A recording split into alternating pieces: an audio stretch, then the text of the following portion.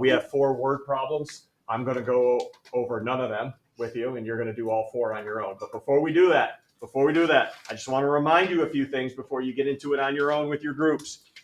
Take a look at number 1. I warned you about this yesterday, and we even did a problem with it. And I know most of you probably already forgot, and I don't blame you. Being at this level, though, of math is you have to recognize, does my diagram, the units on my diagram, match the units I'm asking you to round to? And in this case, number 1, the answer is no. If you take a look, I got 9,000 feet, but I'm asking you to round to the nearest tenth of a mile. So let's review again what your options are.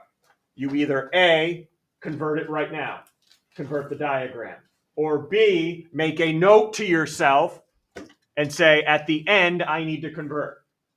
Right? Whatever's easiest for you. Now, let me talk about converting, because this is why you have a formula sheet in front of you, which I'd like you to leave in your groups, by the way. Don't take this with you. This is why you have your formula sheet. Everybody see all the conversions up at the top. So if you are not familiar with a conversion other than feet and inches, it'll be here. I will never ask you for a conversion that's not given to you or you don't already know, like feet and inches. So real quickly here, I just want to go over how to convert.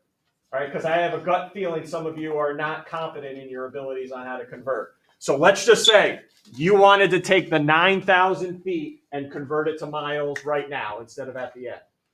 Some of you may look at your formula sheet and you see that it's equal to 2,580 feet. And what do I do with that? Do I multiply or do I divide that by 5,280 feet? Some of you are very confident that you know what to do, but I would guess a majority of you are like, I would be guessing whether I divide or multiply. So let me give you guys a surefire way on how to convert, and you can be 100% confident. The first thing I do is I take that conversion right off the formula sheet and write it.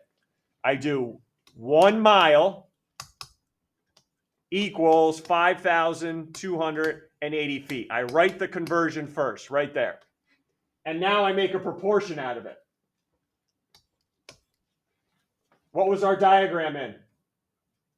Feet. So guess where it goes? Right underneath the feet, 9,000. And then under miles, you're trying to figure out how many miles that is. So if you're ever not confident in yourself, just make a proportion to figure out if you multiply or divide by it. All right, because I know that always gets students every year is, I know there's 5,280 feet, but do I divide by it or do I multiply? If you make a proportion out of it, go ahead, cross multiply, you'll figure out I got to divide. All right? Yes, Kazim. So you round from nearest tenth of a mile, which still have to bring it back to feet, because it says how many feet will you have to walk from the school to the hotel. What did I say? How many feet? Approximately how many feet? Yeah. But then it says round your answer. Yeah, that should be miles then right here. Sorry, can you change that? Thank you. That should be, this problem should all be in miles. All right, thank you for noticing that. That should be in miles. So how many miles will you have to walk? Okay. Up on the board, I'm going to put the answers because I stalled a little bit there with my interview and everything else. Probably, I don't know. I'm hoping you guys get through all 4. If not, it's okay. You have 4 other ones to do over the weekend. All right, so work with your group, please. Work with your group. Here are the answers up here. If you don't get one of these answers, better be calling me over ASAP. All right, so we can figure out what went wrong. All right, but those are the answers to the 4 problems for today. If you don't get them, call me over. All right, here.